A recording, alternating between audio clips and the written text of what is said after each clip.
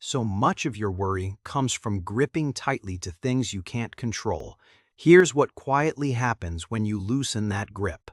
Your shoulders drop, just a little, your jaw unclenches. The breath you didn't realize you were holding finally leaves you. And something in the room feels softer. Not fixed, not solved, just softer. You have been carrying so much.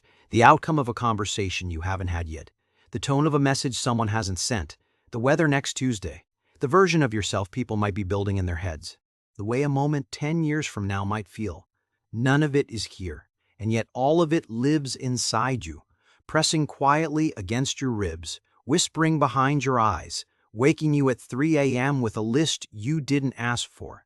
You have been trying to be the manager of the whole world, quietly, politely, exhaustingly, trying to arrange every piece so nothing can hurt you, trying to predict every ending so nothing can surprise you, trying to hold the sky up with your bare hands. And the sky, it turns out, was never going to fall. It was only ever asking you to let go of it. It's a strange thing, isn't it? How much of your energy goes to things that have not happened. You rehearse conversations that may never take place. You picture disasters that may never arrive. You plan for 100 versions of a day that will only ever unfold as one. And when that one version finally comes, you are too tired to meet it.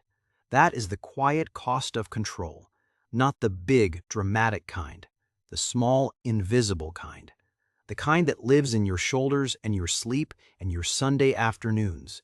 You didn't choose it on purpose. Somewhere along the way, someone taught you that being careful meant being safe, that thinking about a thing enough times could keep it from going wrong, and so you learned to hold on, tightly, to everything within reach.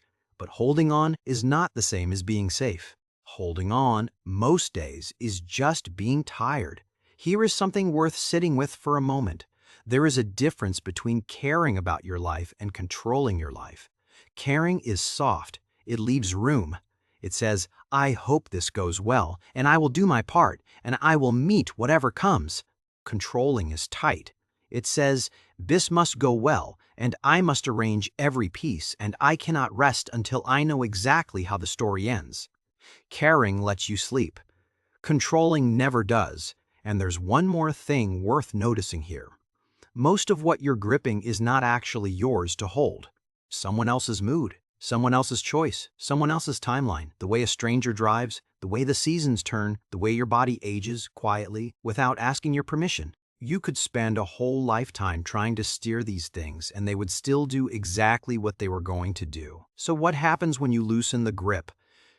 Something in you exhales, not because the problems disappeared. They didn't. Life is still life. But you stop trying to be the whole solution. You stop trying to be the referee of every possible future. You become a person again, instead of a control tower. You start to notice small things, the steam curling off your tea, the way the light bends across the floor in the late afternoon, the sound of your own breathing when the house goes quiet. These things were always there. You were just too busy managing the sky to see them. There is a phrase worth keeping in your pocket for the harder days. It goes something like this: I will do what is mine to do, and I will let the rest be what it is. Say it slowly. Feel where it lands in you. I will do what is mine to do. That is your part, your effort, your kindness, your honest attempt, the email you can send, the apology you can send, the apology you can offer, the step you can take today, however small. And I will let the rest be what it is, the response, the timing, the outcome, the parts that never belonged to you in the first place. That is not giving up. That is finally putting down a weight that was never yours. Here's the part that quietly changes everything. When you stop trying to control the outcome, you get your presence back. You get to be here, in this room, in this hour. In this life, you are actually living, not the imagined one, the real one. And the real one, even with its uncertainty, is softer than you remember. Think, for a moment, about the last time something you feared did happen. A hard conversation, a disappointment, a quiet change you didn't want. You met it, somehow, imperfectly maybe, Tearfully, maybe. Tearfully, maybe. You were there when it arrived and you found your way through. All the rehearsing beforehand did not save you. Your ability to be present did. That is the quiet truth. Control keeps trying to hide from you. You are more capable of meeting real life than you are of predicting it. You always have been. So the practice, if you want to call it that, is small. When you notice the grip tightening, you pause. Just for a breath. You don't have to fix anything yet. You breathe once, slowly, all the way to the bottom of you.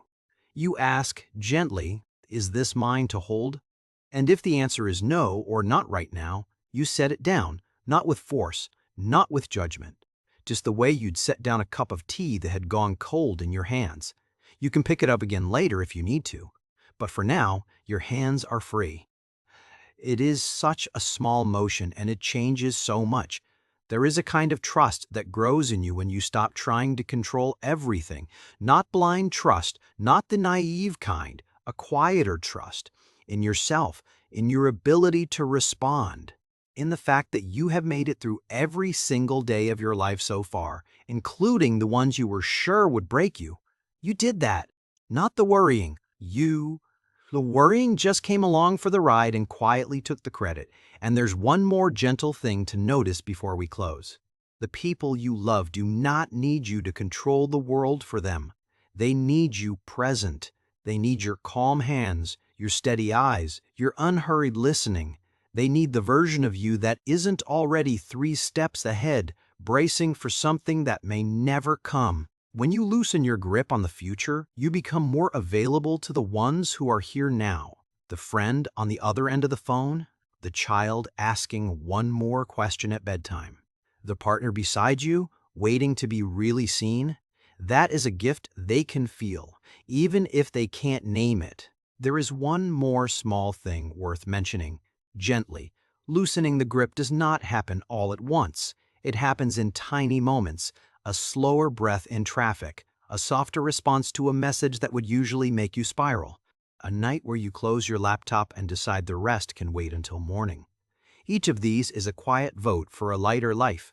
They add up in ways you don't always see, until one day you notice you are simply less tense, less braced, more here. So tonight, or tomorrow, or whenever this finds you, try something soft. Notice one thing you have been gripping, just one. A worry, a what if, a plan you keep rewriting in your head at 2 a.m. Look at it kindly, thank it for trying to protect you, and then gently open your hand. You do not have to fix it, you do not have to solve it, you only have to stop carrying it as if it were made of glass. The world will keep turning, it was always going to, and you, finally, will get to turn with it instead of against it. If this reflection settled something in you, even a little, stay a while. Breathe with me in the comments if you'd like. Just a word, a small exhale in writing, so we can be quietly here together. And if there's another calm reflection waiting for you next, I hope you'll let it find you when you're ready. For now, let your shoulders drop one more time. Let the grip open. Let the sky hold itself. You were never meant to carry all of it. You were only ever meant to be here, softly, doing what is yours, and that quietly is enough.